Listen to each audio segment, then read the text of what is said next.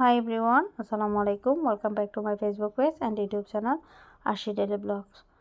তো বন্ধুরা, আজকে আমি আরেকটা রেসিপি নিয়ে আপনাদের মাঝে চলে আসলাম। আশা করি রেসিপিটা আপনাদের ভালো লাগবে। তো চলুন শুরু করা যাক। তো আমি প্রথমে একটা কড়াই বসিয়ে দিলাম। তো আমার কড়াইতে আমি এখন সয়াবিন তেল দিয়ে দিলাম। আপনারা চাইলে সরিষার তেল ইউজ করতে পারেন। তো আমি আজকে পেঁয়াজ, রসুন, আদা এগুলাকে দুকুনি দিয়ে দুকলাম। আপনারা চাইলে ব্লেন্ডারে পেস্ট করতে পারেন। আমার কাছে দুকুনি দিয়ে দুকলে হয় কি, আমার কাছে এটা ফ্লেভারটা অনেক বেশি ভালো লাগে, তাই আমি এভাবে করলাম। একটু হাতে ব্যথা লাগে, আর যাই হোক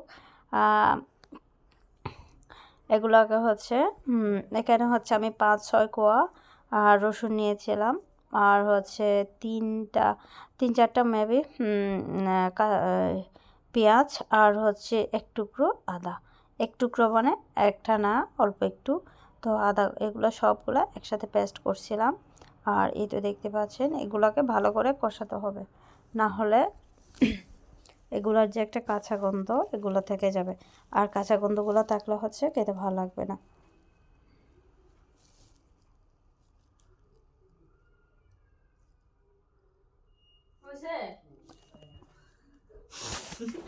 তো এই তো এগুলাকে আমি আর একটু ভালো করে কষাই নিব।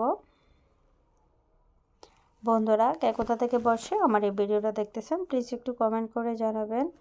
তো আমার পেঁয়াজ রসুন এগুলো কষানোর পর আমি এখানে মশলা দিয়ে দিচ্ছি। এখানে আমি আচ্ছা 3 চামচ মরিচের গুঁড়া, 1 চামচ হলুদের গুঁড়া, আর 1 চামচ ধনিয়ার গুঁড়া, আর অল্প একটু হাফ চামচ মশলা গুঁড়ো বলতে এলাচ, দারচিনি সব কিছু মিলায় মশলাগুলো দিয়ে গুঁড়ো করে আমি একটা মশলা তৈরি করছিলাম, ওখান থেকে হাফ চামচ দিলাম।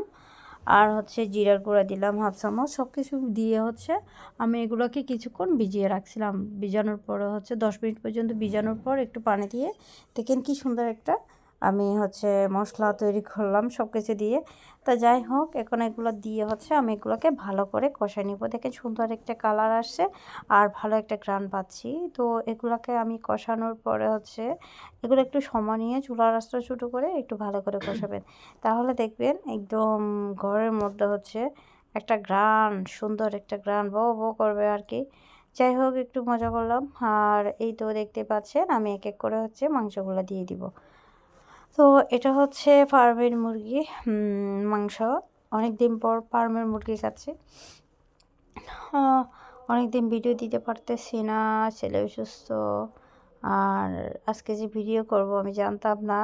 মেয়ে বলতেছে, মামনি তুমি রান্না করতেছো, আমি তোমাকে একটু ভিডিও করে দিই। তো এই আর কি।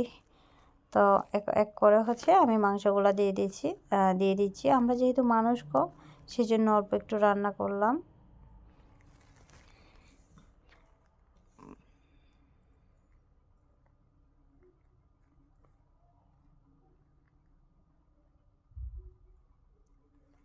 তো আমি মাংসগুলো দেওয়ার পর এগুলোকে একটু নাড়াচাড়া করে দিব, না হয় নিচে মশলাগুলো লেগে যাবে। এতে করে পড়ে গেলে মানে একটা যে ফ্লেভার থাকবে ওটাও নষ্ট হয়ে যাবে, কালারটাও নষ্ট হয়ে যাবে। ওদিকে খেয়াল রাখতে হবে। একটু পরপর নাড়াচাড়া করে দিতে হবে। এখন দিয়ে দিব দেশি আলু। আর এখন নতুন আলুগুলো দিয়ে তরকারি খাইতে এত বেশি মজা লাগে। আর এগুলা একটুখানি সিদ্ধ হলে মতন নরম হয়ে যায়। আর যাদের সাবাইতে সমস্যা তারা এরকম নতুন আলু খাবেন, কষ্ট হবে না আর কি। তো দেখেন এগুলাকে আমি প্রায় 7-8 মিনিটের মতো একদম প্রথমে একবার কষাইছি একদম। এরপর আবারও একটু নাড়াচাড়া করে দিচ্ছি। একটু সময় নিয়ে যদি একটু কষান তাহলে খেতে ভালো লাগবে। আমি কোনো পানি দিই নাই, দেখেন ওখান থেকে পানি বের হচ্ছে। তো আমি এখন দিয়ে দিব প্রায় 7-8 মিনিটের পর আমি এখন দিয়ে দিব গরম পানি। অল্প একটু গরম পানি দিয়ে দিলাম। আমার একটু মানে জোর রাখবো আর কি। তো 10 মিনিটের মতো আমি রান্না করলাম, একদম চুলার আঁচটা ছোটো করে দিলাম।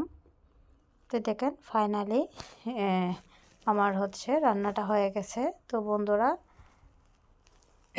আমার আজকের রেসিপিটা আপনাদের কেমন লাগলো অবশ্যই কমেন্ট করে জানাবেন। যদি আমার রেসিপি আপনাদের একটুকু ভালো লাগে প্লিজ একটা লাইক, একটা কমেন্ট, একটা শেয়ার করবেন। তো সবাই ভালো থাকবেন। আজকের মতো এখানে বিদায় নিচ্ছি। আল্লাহ হাফেজ। আসসালামু আলাইকুম।